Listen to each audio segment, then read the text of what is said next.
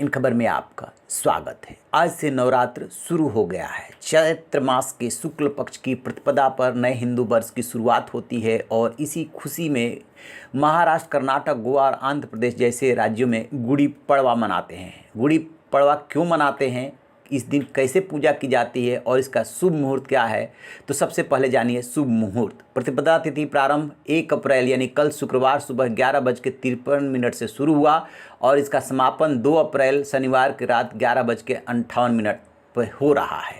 गुड़ी का अर्थ है विजय पताका। 2 अप्रैल को अपने घर के साउथ ईस्ट कोने यानी अग्निकोण में 5 हाथ ऊंचे डंडे में 2.25 हाथ की लाल रंग की ध्वजा लगानी चाहिए। ध्वजा लगाते समय जिन देवताओं की उपासना करके उनसे अपनी ध्वजा की रक्षा के लिए प्रार्थना की जाती है, उनके नाम है सोम, दिगंबर कुमार और रुरु भैरव।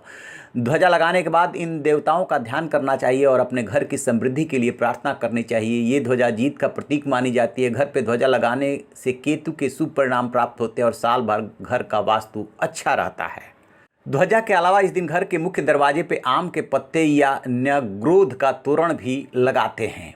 तोरण लगाते समय महेंद्र, ब्राह्मी, दिगंबर कुमार और असितांग भैरव आदि शक्तियों का स्मरण किया जाता है। ये शक्तियाँ आपके घर के मुख्य द्वार की रक्षा करती हैं और सभी दोषों को दूर करती हैं। लगाने से घर के मुख्य द्वार से साल भर निगेटिव शक्तियों के प्रवेश पे प्रतिबंध रहता है। मुख्य द्वार पर आम के पत्तों या न्यग्रोध का तोरण लगाने से आपके घर पर किसी की बुरी नज़र नहीं लगती है, जादू टोना का असर नहीं होता है।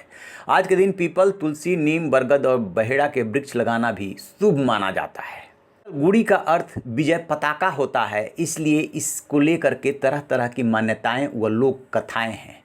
माना जाता है कि आज ही दिन ब्रह्मा ने सृष्टि की रचना की थी। एक मान्यता तो ये है।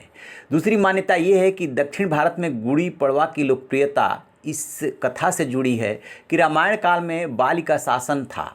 जब भगवान श्री राम सीता का पता लगाने के लिए लंकापति रावण हरण करके ले गए, उन्हें वापस लाने के लिए पहुंचते हैं, तब सुग्रीव से मुलाकात होती है और बाली के कुशासन से मुक्त कराने के लिए उन्होंने बाली को मारा था। इसीलिए इसे विजय पताका के रूप में गुड़ी को मनाया जाता है और ये वो दिन चैत्र शुक्ल प्रतिपदा का ही था।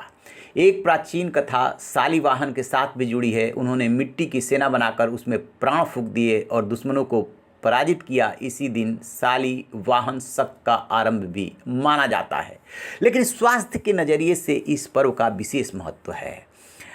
चाहे वह आंध्र प्रदेश में बांटा जाने वाला प्रसाद पचड़ी हो या फिर महाराष्ट्र में बनाई जाने वाली मीठी रोटी पूरन पोली हो। पचड़ी के बारे में कहा जाता है खाली पेट इसके सेवन से चर्म रोग दूर होने के साथ साथ स्वास्थ्य बेहतर होता है। वहीं मीठी रोटी भी गुड़, नीम के फूल, इमली, आम और आदि से बनाई जाती है।